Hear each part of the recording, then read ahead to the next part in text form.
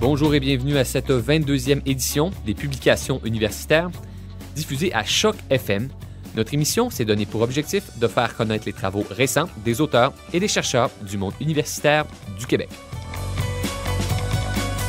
Aujourd'hui à l'émission, nous explorons 2 livres incontournables du début du 20e siècle en compagnie de Normand Baillargeon. Normand Baillargeon est auteur, traducteur et professeur des fondements de l'éducation à l'UQAM. Depuis quelques années, il a traduit ou écrit énormément de livres. Il est bien connu du public pour son petit cours d'autodéfense intellectuelle. Normand Baillargeon est avec nous aujourd'hui pour parler de 2 livres très intéressants qui viennent d'être traduits en français. Un classique de la propagande, Propaganda, comment manipuler l'opinion en démocratie, de Edward Bernays, publié chez Lux Éditeur, et un autre livre de Bertrand Rossel, publié aux presses de l'Université Laval, Principes de reconstruction sociale. Monsieur Baillargeon, bonjour. Bonjour, très content d'être ici. Merci d'être avec nous aujourd'hui. Monsieur Bernays, si on commençait avec... je vous ai appelé Monsieur Bernays. Ça commence bien. Monsieur Baillargeon, vous êtes ici pour nous parler aujourd'hui du livre de Edward Bernays, Propaganda, comment manipuler l'opinion en démocratie. C'est un livre qui a été écrit il y a assez longtemps. C'était qui Edward Bernays?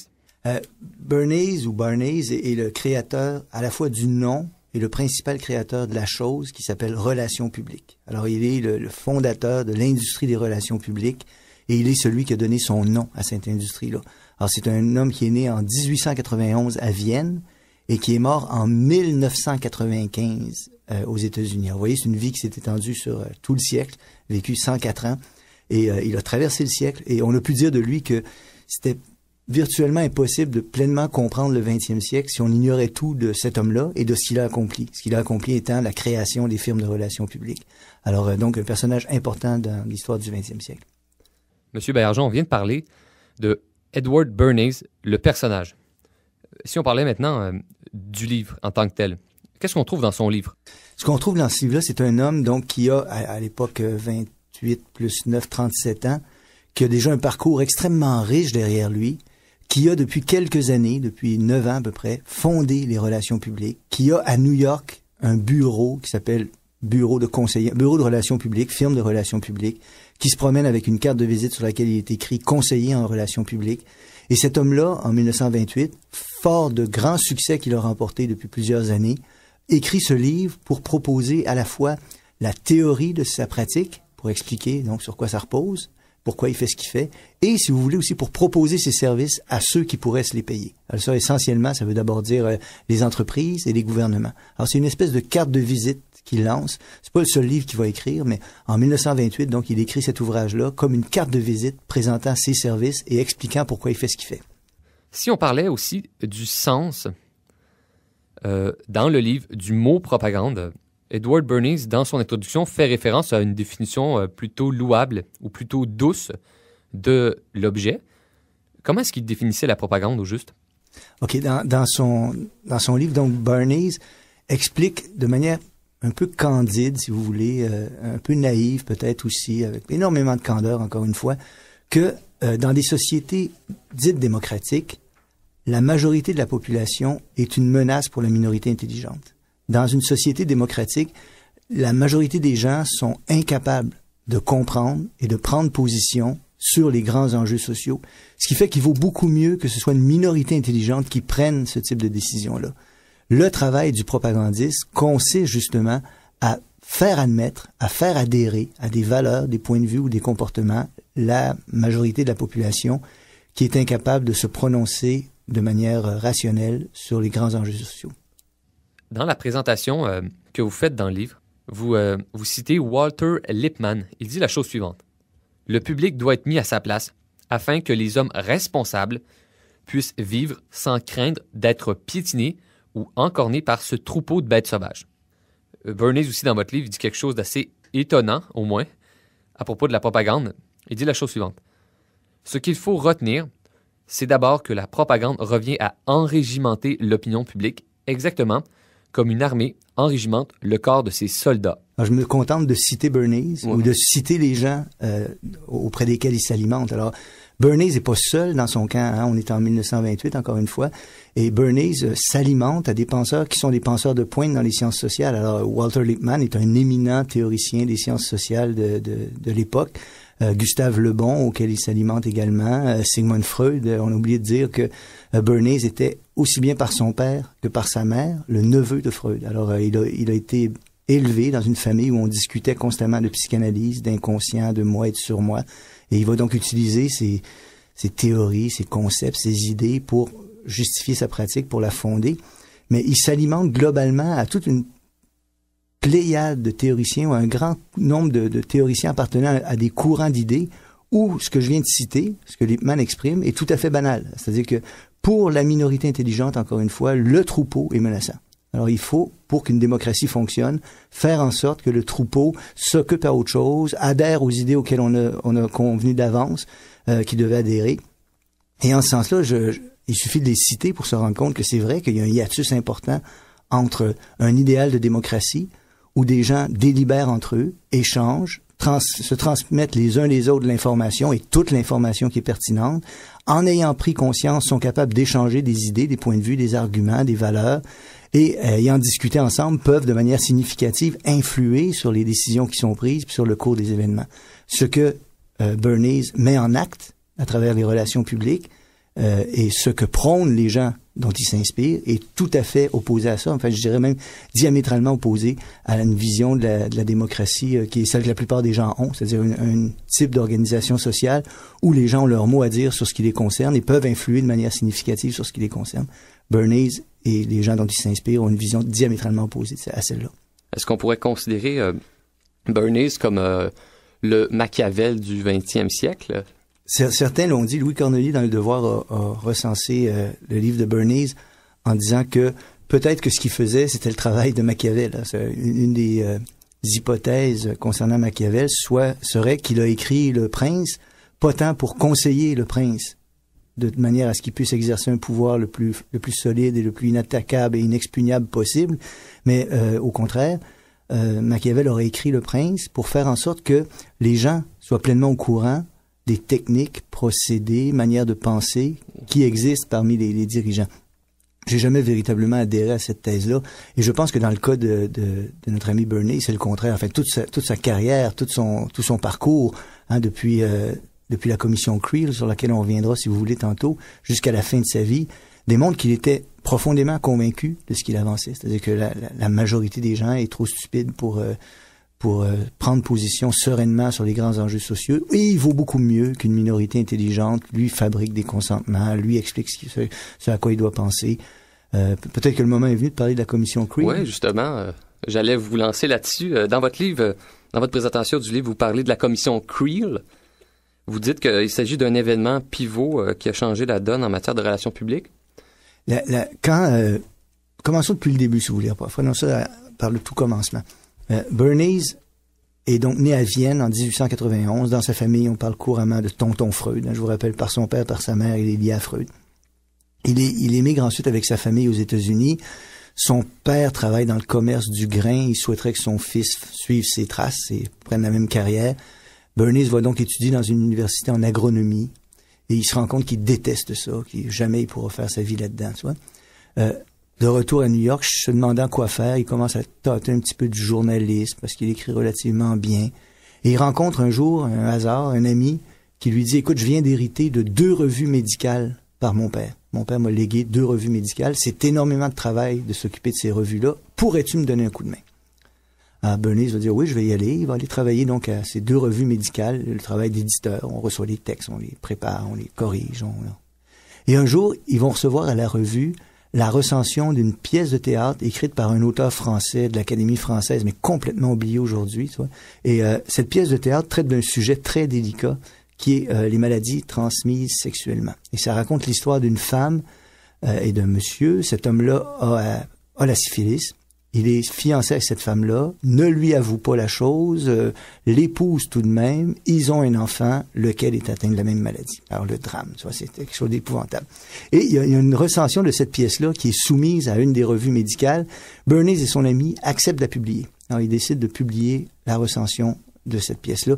Évidemment parce que c'est un sujet qui touche la médecine, hein, c'est un sujet qui a une portée médicale qui concerne la prévention des maladies transmises sexuellement. Mais à l'époque, c'est un tabou de traiter de ça. On peut pas traiter ce sujet-là. C'est un sujet dont il vaut mieux pas parler.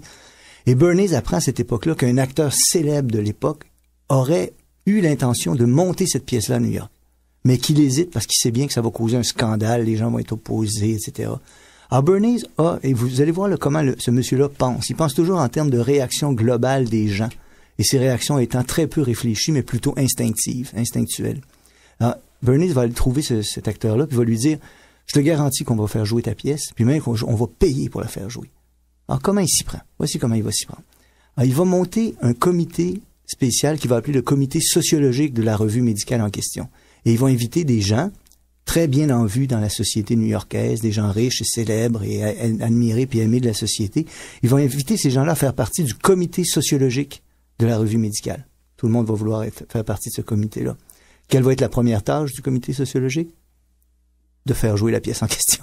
Et une fois que les gens vont avoir rentré dans cette dynamique-là, ils vont donc, avec le financement qu'ils ont donné pour faire partie du comité, on va se servir de cet argent-là pour faire jouer la pièce. Et comme la pièce est défendue par le comité sociologique d'une revue médicale, et comme font partie des gens immensément appréciés dans la communauté, riches et célèbres, font partie de ce comité-là, la pièce va jouer puis va connaître un franc succès. Quand ça arrive, Bernays comprend ce qu'il veut faire de sa vie. C'est-à-dire, ce qu'il veut faire, c'est le type de travail que je viens de décrire. Est-ce que c'était la question c'était sur la commission Creel? Oui, et c'est le début du parcours de Bernays qui conduit à la commission Creel. Alors, ce que je viens de raconter, c'est le début du parcours. Ayant obtenu ce succès-là, Bernays est tout jeune, il a 21 ans peut-être à ce moment-là, tu vois, a compris que son avenir, c'est dans ce qu'il vient de dessiner. Il va se trouver un métier là-dedans. Et il va commencer à travailler pour des artistes. Alors, il va travailler pour Caruso, le célèbre ténor, par exemple. Il va s'occuper de faire la promotion de Caruso lorsque Caruso vient en visite aux États-Unis. Il va aussi faire la promotion des ballets russes. Il va s'occuper de faire la promotion des ballets russes. Le ballet n'est pas tellement aimé aux États-Unis à l'époque. C'est pas quelque chose qui a un grand succès.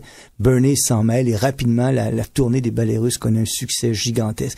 Puis là, il faut que vous compreniez que ce qu'il fait, Bernays, ce qu'il est en train de découvrir, c'est des choses qui nous sont devenues familières aujourd'hui, mais qu'il est en train d'inventer. C'est-à-dire que, au lieu de nous vendre un produit ou une personne ou un service, en nous disant voici les qualités qu'a ce produit ou cette personne ou ce service, en nous le décrivant.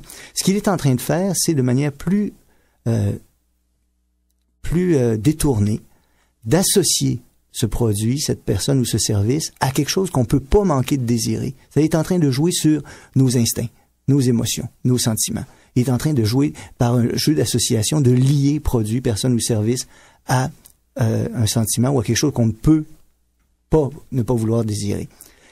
Quand la Première Guerre éclate, les États-Unis les Américains ont élu un gouvernement qui est fermement décidé à ne pas entrer en guerre et qui a promis aux électeurs que les États-Unis ne rentreraient pas en guerre. Peu de temps après son élection, en 1917, le gouvernement élu change d'idée et souhaite entrer dans la Première Guerre mondiale. Ce qui fait que là, on a un problème. Le problème, c'est un problème que les relations publiques vont être appelées à résoudre plus tard. On a une population qui a une position donnée et on a un gouvernement qui voudrait autre chose. Alors, qu'est-ce qu'on doit faire devant ça? La réaction du gouvernement américain de l'époque va être de créer une commission d'experts qui va être dirigée par un journaliste qui s'appelle Creel, ce qui fait qu'historiquement, cette commission-là est connue sous le nom de commission Creel, laquelle va être mise sur pied avec délibérément comme objectif de transformer l'opinion publique. Mais là, j'ai beaucoup parlé, je te laisse reprendre. Justement, là, dans toutes ces constructions de propagande, Bernays exploitait beaucoup les découvertes scientifiques des sciences sociales puis des sciences humaines, la sociologie, la psychologie surtout. Est-ce qu'on pourrait pas dire que Bernays a contribué à mettre la science au service du pouvoir? Comment considérer ce basculement de logique dans le sens où pour Bernays, la science a été considérée comme un instrument de contrôle plutôt qu'un instrument de libération? Ouais. Et on peut peut-être donner un exemple. Avant d'arriver à répondre directement à cette question-là, on peut peut-être revenir sur la commission Creel puis voir à l'œuvre sur un exemple comment il procède. Alors, comment les gens... Parce que vous avez deviné que Bernays va faire partie de la commission Creel en question. Alors, Bernays va être un des membres de la commission Creel, même un des membres éminents de la commission Creel. Je vous rappelle où on en était. 1917, le gouvernement élu veut que les États-Unis entrent en guerre. La population qui a élu ce gouvernement-là est contre l'entrée en guerre des États-Unis. La commission Creel va inventer l'idée moderne de propagande. C'est-à-dire, va inventer sur une grande échelle l'idée qu'il est possible de parvenir à une transformation de l'opinion publique sur des grands enjeux sociaux. Et comment ils vont faire? Laissez-moi vous donner des exemples d'utilisation de techniques ou de stratégies. Bernays participe à l'invention de tout ça. Alors, tout le monde a vu, par exemple, le célèbre poster I Want You for US Army. Vous vous souvenez de ce poster-là? C'est une création de la commission Creel qui va en créer un nombre absolument incalculable de tels posters qui vont être diffusés un peu partout. Ils vont utiliser le film de propagande, exactement, qui est diffusé et que les gens peuvent voir. Ils vont utiliser la radio. Mais ils vont utiliser aussi des choses qu'on soupçonnait pas à l'époque, qu'on va découvrir après la guerre et qui vont extrêmement nous étonner. Laissez-moi vous donner un exemple. Ils vont inventer ce qu'on appelle les 4-minute men, c'est-à-dire les hommes de 4 minutes. Alors, de quoi il s'agit?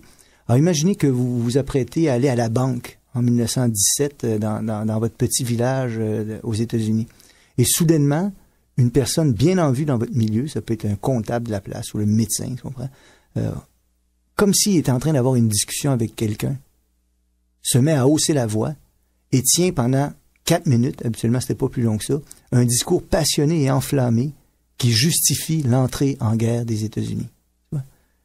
La commission Creel va utiliser, de mémoire, c'est 75 000 4-minute men qui vont prononcer, M. Creel, le directeur de cette commission-là, dans ses mémoires, raconte et affirme, je vais lui laisser la justification du chiffre, que ces 75 000 4-minute men vont prononcer 7 500 000 discours pendant quelques mois aux États-Unis, pour transformer l'opinion publique. Alors, on a là des techniques qui sont inventées, des stratégies qui portent le nom de propagande. Avant la Première Guerre mondiale, c'était pas négatif, l'idée de propagande. C'était pas quelque chose qui était perçu négativement. Ça voulait simplement dire propager, diffuser des idées. À partir de la fin de la Première Guerre mondiale, lorsque le public va se rendre compte à quel point ils se sont fait rouler dans la farine, le mot propagande va devenir très nettement connoté négativement. Mais pour revenir à la question que vous avez posée, oui, avec Bernays et les gens de la commission Creel, il y a la volonté d'appuyer, mais souvent c'est purement métaphoriquement, mais au moins il y a une volonté d'appuyer sur les sciences sociales naissantes, parce qu'elles sont naissantes à cette époque-là, les pratiques qu'ils préconisent. Et c'est pourquoi Bernays lit et cite souvent des sociologues, des psychologues, des psychosociologues de l'époque, des psychanalystes, qui lui fournissent un vocabulaire, qui lui fournissent des stratégies puis des techniques que lui va utiliser et qui vont être utilisées ensuite par ses successeurs. Si on parlait maintenant des répercussions du livre de... Je vous ai coupé, non? Non, pas du tout. Si on parlait des répercussions du livre de Bernays, Goebbels, le numéro 2 nazi, s'inspirait des travaux de Bernays pour mettre en œuvre ses plans d'une grande laideur. Comment est-ce que Bernays a réagi en apprenant qu'il inspirait le numéro 2? Vous savez, Bernays croit, et je pense que dans une certaine mesure, il est sincère, que, étant donné que la majorité de la population est définitivement incapable de comprendre les grands enjeux sociaux, etc., qu'il est nécessaire et souhaitable de se livrer au travail de propagandiste. C'est pourquoi même en 1928, donc 10 ans après la Première Guerre mondiale, dans une espèce de barou d'honneur, tu vois, Bernays persiste à intituler le livre qu'il écrit Propaganda, même si à l'époque le mot propagande a définitivement une connotation absolument péjorative, c'est celle qu'on a encore aujourd'hui. Mais il va être étonné, effectivement, et vous avez raison de le souligner, quand il va apprendre que Goebbels se sert de ses propres travaux. Voici ce qui se passe, c'est que un journaliste américain basé à Berlin en 1933, quand il retourne aux États-Unis, va raconter autour de lui, et à Bernays même, que alors qu'il a pu pénétrer dans le sein des saints, c'est-à-dire le bureau de Goebbels, le ministre allemand de la propagande, tu comprends, quelqu'un de très élevé dans la hiérarchie du gouvernement d'Hitler, du parti nazi, il a vu dans la bibliothèque de Goebbels les livres de Bernays, parce que Propaganda n'est pas son seul ouvrage, il en a écrit plusieurs autres, tu comprends? Et donc, il conclut que Goebbels, dans sa campagne systématique contre les Juifs et dans sa campagne de propagande au sens large, sur tous les autres objets où il y a propagande au sein du régime nazi, s'inspire des idées, des pratiques et des techniques de Bernays. Et ça, c'est une occasion où il aurait pu se rendre compte que les outils qu'il préconise, les pratiques qu'il préconise sont excessivement dangereuses. Dans ses mémoires, il revient assez longuement, Bernays, là-dessus. Ça lui a fait un choc d'apprendre cette utilisation de ces idées. Si on parlait de la réception du livre de Propaganda qui a été traduit par qui? Chantal Santerre? Non, pas Okay. Chantal Santerre. Celui-là a été traduit par une Française. Ce livre est d'abord paru à Paris aux éditions La Découverte, qui ont une nouvelle collection qui s'appelle Zone. Et puis c'est peut-être intéressant pour les lecteurs de savoir, si vous allez sur Google, vous mettez Bernays, Baillargeon, Zone, mettons, vous allez aboutir sur le site de Zone, et le livre au complet, y compris ma préface ou mon introduction, est disponible gratuitement en ligne. Ça, c'est intéressant à savoir. Puis, le livre au Québec, ou en France, a été reçu comment chez les médias, dans la population? Le livre a eu beaucoup de couverture en France, beaucoup de recensions, et pour autant que je sache, il semble s'être vendu énormément, parce que c'est un document historique d'une grande importance, un livre comme celui-là. Hein. Ça correspond à un moment historique qu'on concerne, qu'on voit, avec des auteurs qui sont datés, bien sûr, mais qui sont des références, qui sont restés souvent dans l'histoire des pratiques sociales puis des sciences sociales. Mais c'est aussi un document qui a une grande actualité, parce qu'il concerne une institution, les relations publiques, qui sont extraordinairement présentes dans notre monde. Hein. C'est des fortunes sont dépensées à chaque année dans les démocraties libérales pour fin de travail de relations publiques, de préparation de l'opinion, de modification de l'opinion publique, de publicité et ainsi de suite. Donc, c'est un document historique, c'est vrai, mais c'est un document aussi qui a une grande actualité. Ce qui fait qu'il a été donc bien reçu en France, il a été beaucoup lu, beaucoup commenté, j'en étais très content. Et au Québec, il a été publié chez Lux, qui est mon éditeur habituel, là, qui ont fait un super beau travail et qui l'ont rendu disponible ici. Puis il semble aussi avoir été beaucoup lu et commenté au Québec. Il y a quelque temps, vous avez dirigé un dossier dans la revue À bâbord sur l'Institut économique de Montréal. Est-ce qu'il y a un lien à faire entre le dossier que vous avez dirigé et Propaganda de Edward Bernays? Comme je le disais tantôt, ce que Bernays a mis sur pied, ça n'a pas un intérêt purement historique ou uniquement historique. C'est pas uniquement une chose vers laquelle on se retourne, c'est dans le passé, ça a existé, c'est terrible. Mais on peut aussi voir aujourd'hui les descendants de Bernays, c'est-à-dire que, encore une fois, des fortunes considérables sont dépensées en relations publiques aujourd'hui, en préparation de l'opinion, en appropriation par les corporations des médias, etc. Et il existe encore aujourd'hui des groupes qui cherchent à informer, dit-il, l'opinion, mais dont le travail est essentiellement un travail de propagande ou de préparation de l'opinion publique. L'Institut économique de Montréal est un de ces groupes. C'est ce qu'on appelle un think tank. Alors, il ne faut pas se cacher les choses. Hein. Si nous vivons dans une société néolibérale, on l'appelle comme ça, mais j'aime pas beaucoup ce mot-là qui signifie pas grand-chose, mais si on vit dans une société où, dit-on, le marché est l'entité ou l'institution qui va régler l'ensemble des problèmes, et en même temps, l'État subventionne constamment le marché parce qu'il peut pas fonctionner seul. Si des choses comme celles-là ont pu s'imposer au cours des 2 ou 3 ou 4 dernières décennies, ça a été par un travail de préparation des esprits, de diffusion d'idées, d'orientation des politiques publiques. Il y a un grand nombre de groupes qui ont joué ce rôle-là, à commencer, les gens en économie vous le diraient, la Société du Mont Pèlerin des années 50 ou 60. Et au Québec, on en a aussi de ce genre de think tank, c'est-à-dire de groupes qui a pour mission, objectivement, d'influer sur le débat public dans le sens de ce qu'ils souhaitent voir advenir, c'est-à-dire, théoriquement, une plus grande place faite au marché. L'Institut économique de Montréal est un de ces think tanks. Alors, il me semblait important, c'est la revue À bâbord, numéro 21, donc c'est un numéro octobre-novembre 2007, ça date d'il y a quelques mois, a consacré un dossier complet à l'Institut économique de Montréal en essayant d'expliquer qui ils sont, d'où ils viennent et qu'est-ce qu'ils font. Est-ce qu'on apprend des choses intéressantes à propos de l'Institut économique de Montréal? Oui, il y a plusieurs articles dans le dossier, mais une des choses qui est absolument frappante, c'est que je vous rappelle, c'est un institut qui est voué à la promotion du libre marché, à l'idée donc que l'ensemble de nos problèmes, quels qu'ils soient, sera résolu comme magiquement dès lors qu'on cessera de mettre des entraves au fonctionnement du dit libre marché.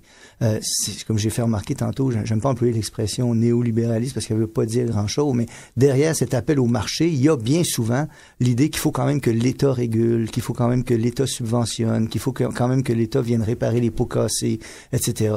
Et dans le cas présent, il y a quelque chose qui me semble assez savoureux, à savoir que l'Institut économique de Montréal bénéficie d'un numéro d'organisme de charité émis par Revenu Canada. Alors, c'est assez savoureux, me semble-t-il, de constater que ces gens qui sont constamment à nous faire la leçon sur le libre marché, la saine concurrence et ainsi de suite, sont considérés par Revenu Canada comme un organisme charitable et un organisme d'éducation, ce qui est assez troublant.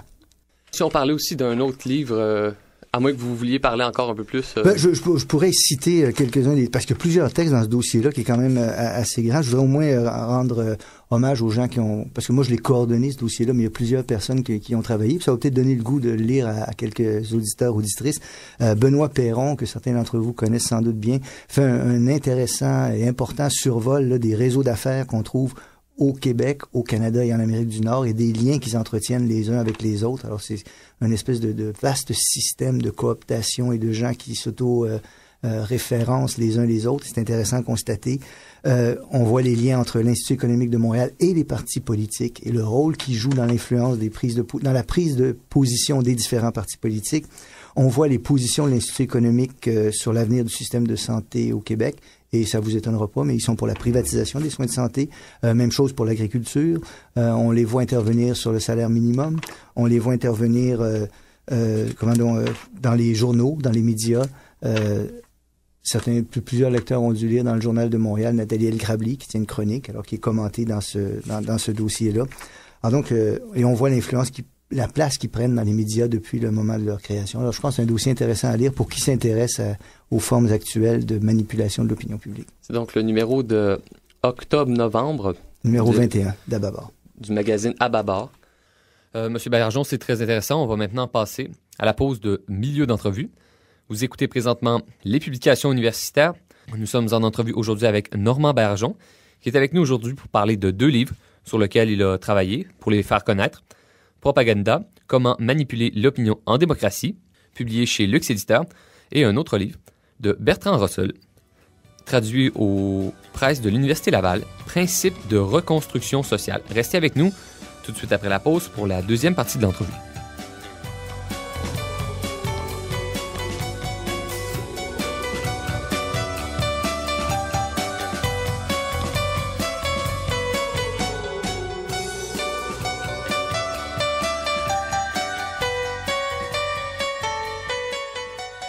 Bonjour, vous êtes toujours à l'écoute des publications universitaires.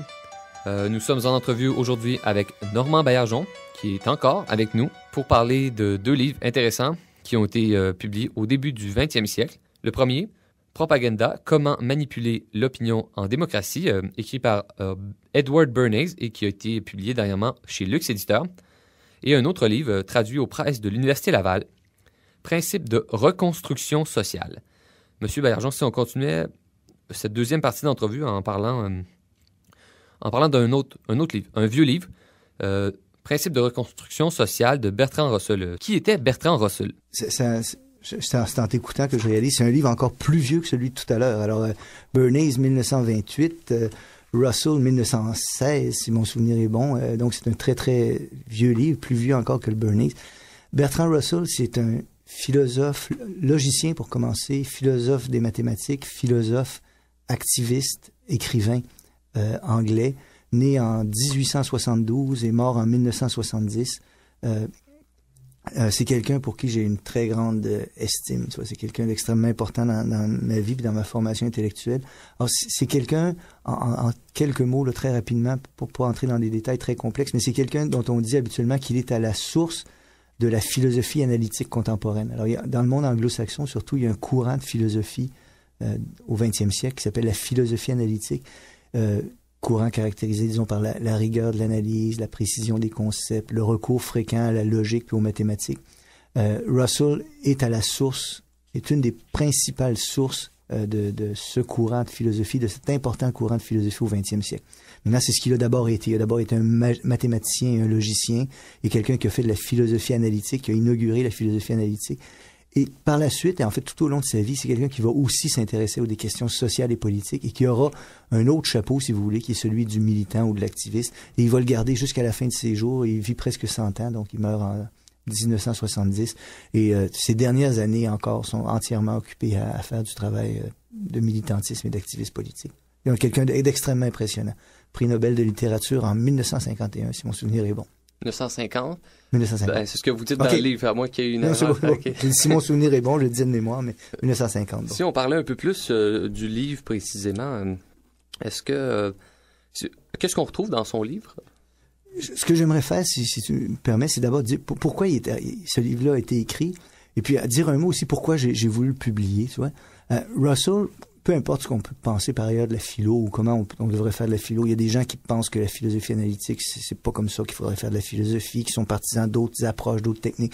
Mais peu importe ce qu'on peut penser de la logique formelle, des maths ou de la philo analytique, Russell, c'est vraiment un personnage extrêmement important du 20e siècle. C'est une figure intellectuelle extrêmement grande. Je pense que n'importe qui va en convenir. Quelqu'un d'extrêmement imposant. Et ce livre, qui avait été publié pendant la Première Guerre mondiale, a été traduit en français dans les années 24, si mon souvenir est bon, tu me corrigeras, mais à peu près. Et il n'était pas disponible depuis ce temps-là. Alors, ce qui est absolument fascinant. Alors, ça veut dire que on dit habituellement de principe de reconstruction sociale que c'est le meilleur ou un des plus importants livres de Bertrand Russell. Il y en a écrit peut-être 75 ou 80 livres, Russell. Alors, parmi ces livres sur des questions sociales et politiques, pour beaucoup de gens, c'est son principal écrit, c'est son livre majeur, tu vois. Et ça veut dire que pour un personnage de cette importance-là, ce livre qui a une telle importance chez lui était depuis 85 ans peut-être pas disponible en français, ce qui est absolument étonnant. Alors c'est la raison pour laquelle j'ai voulu le publier, Principe de reconstruction sociale, pour permettre aux lecteurs francophones de lire dans leur langue un livre qui a cette importance-là. Justement, à propos de l'écriture de Bertrand Russell, contrairement à d'autres philosophes, l'écriture de Bertrand Russell est assez simple et lisible. Russell avait une remarque extrêmement amusante là-dessus, si tu me permets, je vais la citer. Tantôt, je reviendrai sur l'écriture du livre et le contexte de sa rédaction. Mais Russell disait que dans certaines disciplines intellectuelles, je vais le paraphraser, tu comprends? Pour obtenir du succès, il est important d'exprimer en termes très confus les choses, très complexes, qui donnent l'impression d'une grande profondeur et d'une grande complexité les choses que tu veux exprimer, tu comprends? Et il disait, moi, on me le pardonne parce que chacun sait bien qu'une phrase aussi simple qu'elle s'est remariée avec avec le frère de son défunt mari, je suis capable, à cause de la logique formelle, de l'exprimer dans un langage tellement complexe que ça prend des années d'études pour le comprendre. Alors, on me passe le fait d'être capable de m'exprimer de manière simple. Mais il y a une éthique derrière ça. Hein. Russell s'est toujours refusé à complexifier des questions qui ne le méritent pas. Et s'est toujours efforcé d'être compréhensible quand il écrit, surtout dans ce genre de travaux-là. Alors, il y a une partie de l'œuvre de Bertrand Russell, son œuvre de logique et de philosophie des mathématiques et de philosophie analytique, qui est extrêmement difficile et on rentre pas là-dedans de manière simple. Hein. Il a raison de le dire, avant de pouvoir le suivre complètement dans tout ce qu'il a écrit en logique, en mathématiques et en philosophie, ça demande effectivement des années d'études, tu comprends? Pour pouvoir lire son chef-d'œuvre à Bertrand Russell en logique et philosophie des mathématiques qui s'appelle Principia Mathematica, ils sont deux à avoir écrit ce livre-là. C'est vrai qu'on peut pas lire ça avant d'avoir fait quelques années d'études en mathématiques, en logique, c'est extrêmement complexe, c'est un monument.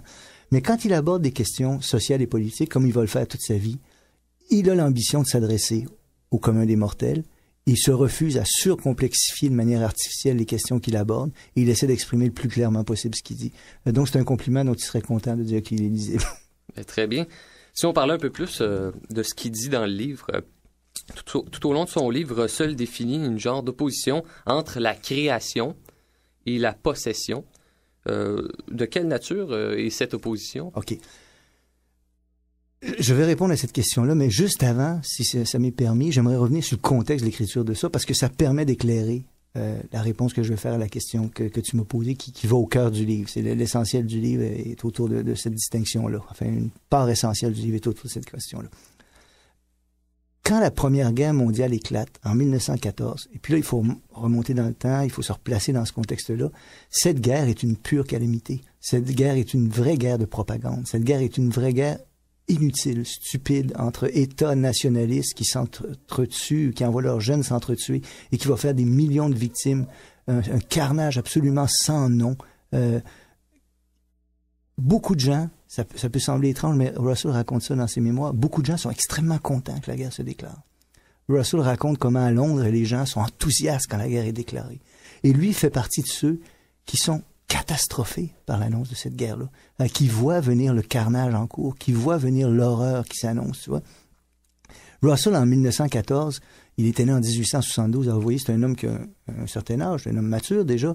Il a une énorme réputation intellectuelle. Il est l'auteur des Principia Mathematica. Il est celui qui a renouvelé la philosophie avec la philosophie analytique. C'est un homme qui est invité aux États-Unis couramment pour donner des conférences à Harvard ou ailleurs. C'est quelqu'un qui a un prestige intellectuel extrêmement grand, tu comprends? Mais quand la guerre se déclare, pour lui, c'est comme un coup de tonnerre, tu comprends? Et il va dire que cette guerre-là va scinder sa vie en deux.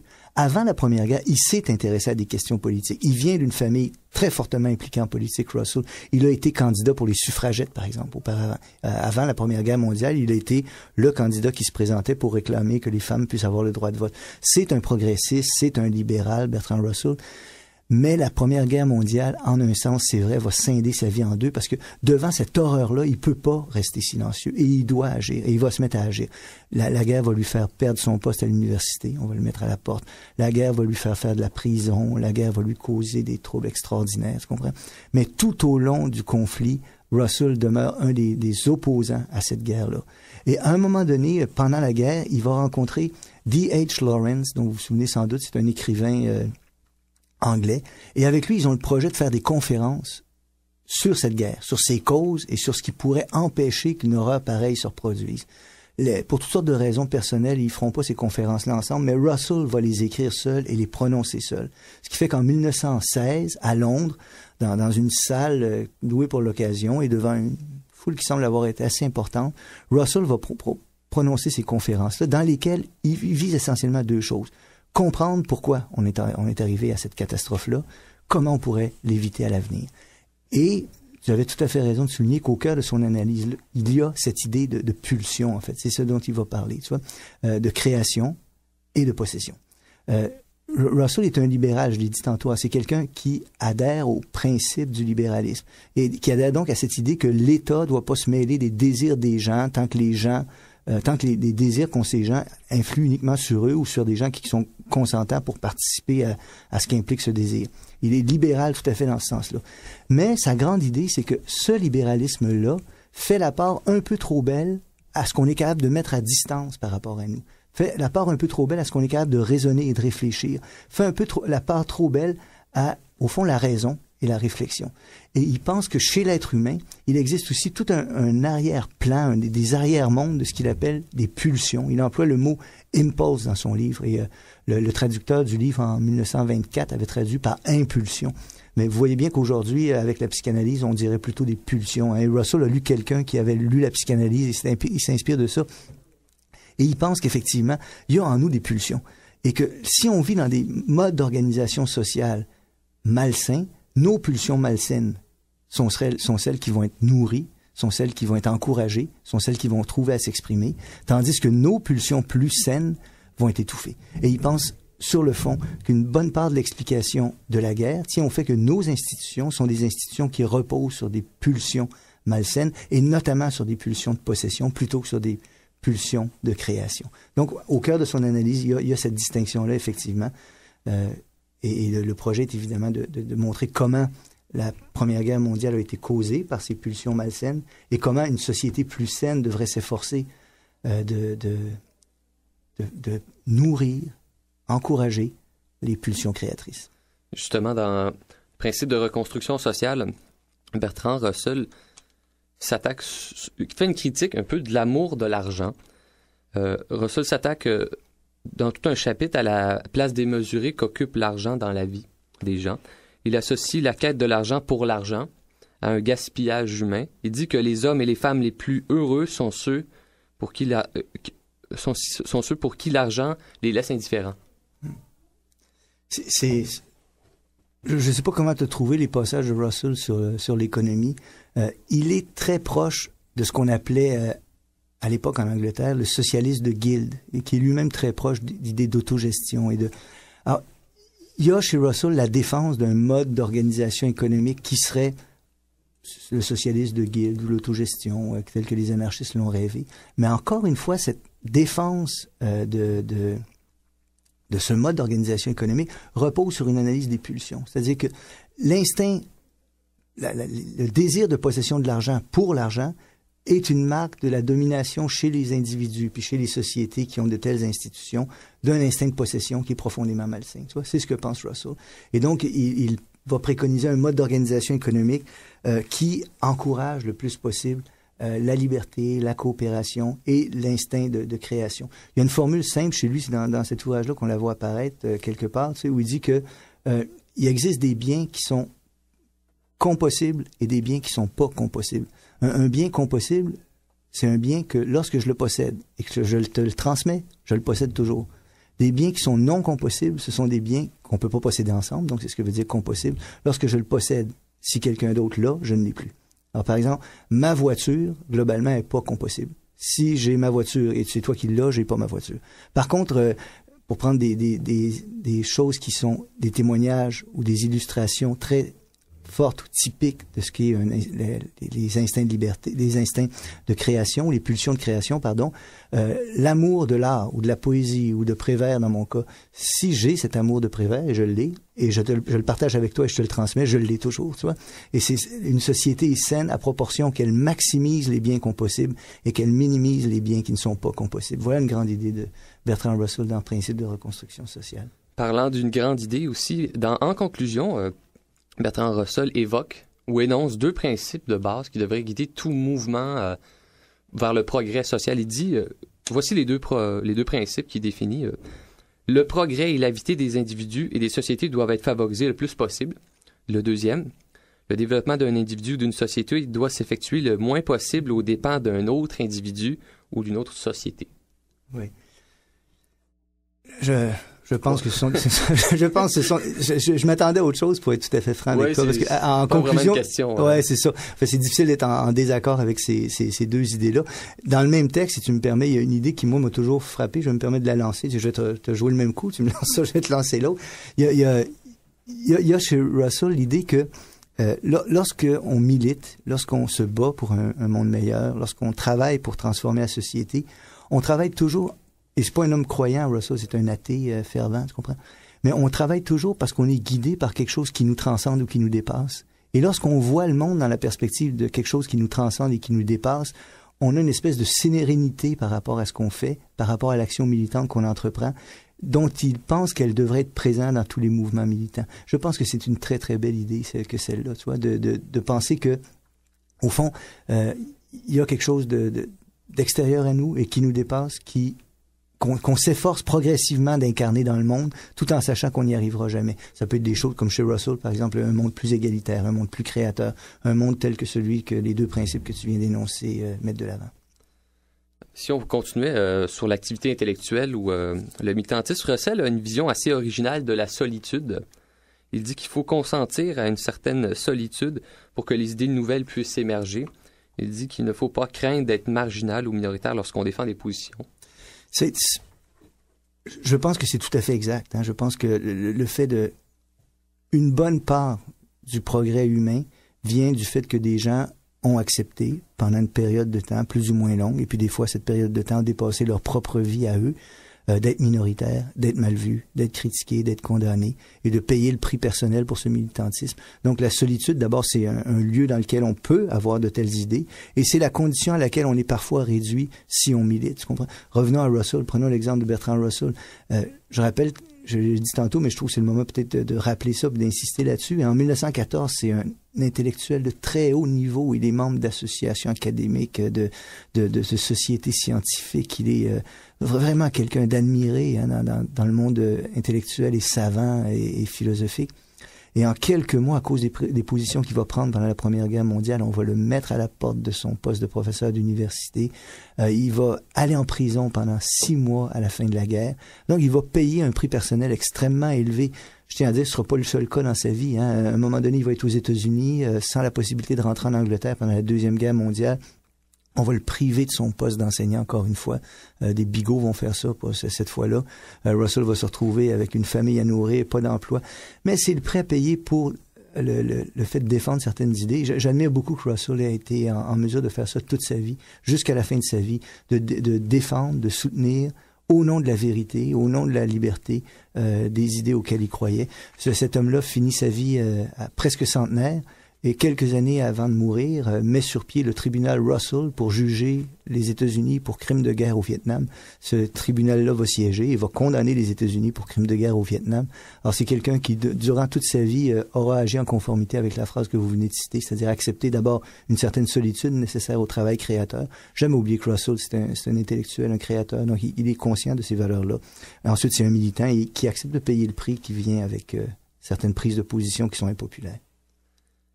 Si on continuait, si on bifurquait pour retourner vers Russell en tant qu'intellectuel, beaucoup de gens ont catégorisé Russell dans le sous-ensemble de la gauche radicale. Est-ce que Russell était un admirateur de la révolution bolchevique qui était à l'œuvre au début du 20e siècle? Vous imaginez quand la Première Guerre mondiale va se terminer, les gens vont un peu se réveiller. On va se rendre compte, aux États-Unis, par exemple, que Bernays et ses semblables ont eu tout le monde avec la propagande. On va devenir un peu plus critique chez certaines personnes. Russell retrouve son statut d'intellectuel de premier plan, de logicien, de créateur. Il a encore de bonnes années de création devant lui. Et quand la Première Guerre mondiale se termine, il est, si tu veux, auréolé du titre d'intellectuel de gauche radicale ayant tenu son bout pendant la Première Guerre mondiale. Donc, il est quelqu'un d'extrêmement populaire chez les milieux de gauche, mais en particulier de la gauche radicale. Et au sortir de la Deuxième Guerre mondiale, 1921, si mon souvenir est bon, Russell va être invité par la Russie bolchevique à venir visiter le pays, l'URSS. Et il y va. Alors, il part avec une délégation de gens triés sur le volet, de gens de gauche, de travaillistes, de socialistes, etc. Et il s'en va visiter l'URSS. Et tout le monde s'attend évidemment qu'au retour en Angleterre, Russell donne un brevet de satisfaction au nouveau régime qui se met en place, etc. Et il va écrire un livre extrêmement critique du régime du RSS, du régime soviétique, qui s'appelle Théorie et pratique du bolchevisme. Russell va rééditer à plusieurs reprises durant sa vie ce livre-là, la dernière fois, je crois, dans les années 60, et il n'en changera pas un mot. Alors, c'est un livre qui mérite d'être lu par tous ceux qui veulent voir comment une critique de gauche radicale du régime soviétique était possible et était faite dès les années 20 par les anarchistes, par les socialistes libertaires et par des gens qui étaient proches des socialistes libertaires comme Bertrand Russell. Monsieur Baillargeon, c'est la première fois que ça arrive à l'émission. Je n'ai plus de questions, mais quand même, on pourrait en improviser une. Ben, tout à fait. En 1950, Bertrand Russell a été le lauréat du prix Nobel. Il écrivait aussi des romans. L'été s'en vient, est-ce que vous avez des suggestions? Russell, c'est amusant de citer ça. D'abord, le prix Nobel de littérature. Comme vous le savez, il n'y a pas de prix Nobel de philosophie. Alors, quand on veut honorer un philosophe, souvent la façon de faire, c'est de lui donner le prix Nobel de littérature. De mémoire, il n'y en a eu que 3 philosophes qui ont obtenu le prix Nobel de littérature. Alors, c'est Henri Bergson, Bertrand Russell et plusieurs années plus tard, Jean-Paul Sartre qui l'a refusé. Vous vous souviendrez que Sartre a refusé le prix Nobel de littérature. Donc, Russell gagne en 1950, vous m'avez corrigé tantôt, le prix Nobel de littérature. Il le gagne pour un ouvrage qui s'appelle Essai sceptique, si mon souvenir est bon, ou Le mariage et la morale, peu importe, un des deux. Ce sont des ouvrages plus populaires, de philosophie plus populaire, s'adressant au grand public. Il en avait écrit quelques-uns. Et c'est extrêmement amusant de savoir que, ayant gagné le prix Nobel, mais ayant encore jamais écrit de roman, Russell s'est dit quand même, avec un prix Nobel de littérature, je devrais écrire un roman. Alors, il va publier des nouvelles et un roman. Et lorsqu'il va commencer à publier ce genre de littérature-là, il va les faire paraître sans nom d'auteur dans des revues, en lançant un concours pour essayer de deviner qui est l'auteur de ce texte-là. Et personne ne trouvera, personne ne découvrira le poteau rose, à savoir que c'est le philosophe Bertrand Russell qui est le logicien, mathématicien, philosophe et activiste politique dans ces années-là. Les années 50, il est toujours, il va le rester jusqu'à la fin. Et il signe donc, Russell, effectivement, un roman et quelques nouvelles brèves, mais qui sont quand même intéressantes à lire. Est-ce que vous avez traduit un roman dernièrement ou parlé d'un autre roman Oui, j'ai traduit un roman dernièrement. C'est paru l'an passé, si mon souvenir est bon, un roman d'un monsieur qui s'appelle pas Edward Bernays, mais C'était demain, Bellamy. Alors, l'auteur s'appelle Bellamy, Bellamy, et il a écrit à la fin du 19e siècle un roman d'anticipation qui est assez amusant, qui raconte l'histoire suivante. Alors, un monsieur qui s'appelle Julian West, le roman est paru en 1892 par là, un monsieur qui s'appelle Julian West, qui vit dans la bonne société de Boston de l'époque, souffre d'insomnie. Et pour cette raison-là, s'est fait construire sous sa maison un lieu fermé, hermétiquement clos et caché, où un médecin vient l'hypnotiser pour lui permettre de dormir quand il ne réussit pas à dormir. Le roman commence que cet homme-là se fait hypnotiser par son médecin qui lui dit « c'est la dernière fois que je le fais parce que j'ai eu un nouvel emploi à la Nouvelle-Orléans ». Son serviteur, à cet homme-là, ce bourgeois-là, doit le réveiller le matin.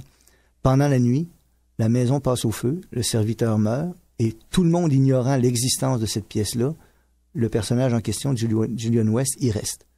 Et comme il a été hypnotisé, c'est des romans de science-fiction de l'époque, il va demeurer intact pendant 1 siècle. Et 1 siècle plus tard, dans la ville de Boston, un médecin à la retraite qui est en train de faire des travaux sur sa maison découvre cette pièce secrète et ce jeune homme, parce qu'il est resté tout jeune et identique à lui-même, endormi dans la pièce en question. Alors Julian West se réveille. Il s'était endormi dans le Boston capitaliste de la fin du 19e siècle et il se réveille en l'an 2000. Et en l'an 2000, ben, c'est quelque chose comme les idées de gauche libertaire, si vous voulez, qui l'ont emporté. Et avec lui, on découvre petit à petit le Boston de l'an 2000 qui, dans l'imagination de Bellamy, était une société égalitaire, socialiste et presque libertaire. Et puis on peut voir le régisseur ici qui est tout oui, qui semble aimer l'histoire du roman.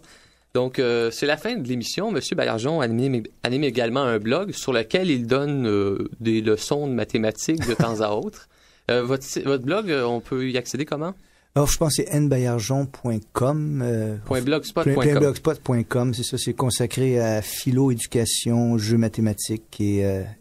disons, je mets aussi des textes que je suis en train d'écrire et des livres que je suis en train de faire pour avoir des commentaires de lecteurs de temps en temps. Alors, venez faire un tour, puis gênez-vous pas pour commenter si vous avez le goût. Monsieur Baillargeon, c'est très intéressant, mais c'est malheureusement tout le temps qu'on avait aujourd'hui pour parler de 2 livres que vous avez à cœur. Propaganda, comment manipuler l'opinion en démocratie, publié chez Lux Éditeur, et Principes de reconstruction sociale de Bertrand Russell, publié aux presses de l'Université Laval. Monsieur Baillargeon, vous êtes toujours le bienvenu à notre émission pour parler de vos travaux. Merci beaucoup d'avoir été avec nous aujourd'hui. Ça m'a fait grand plaisir.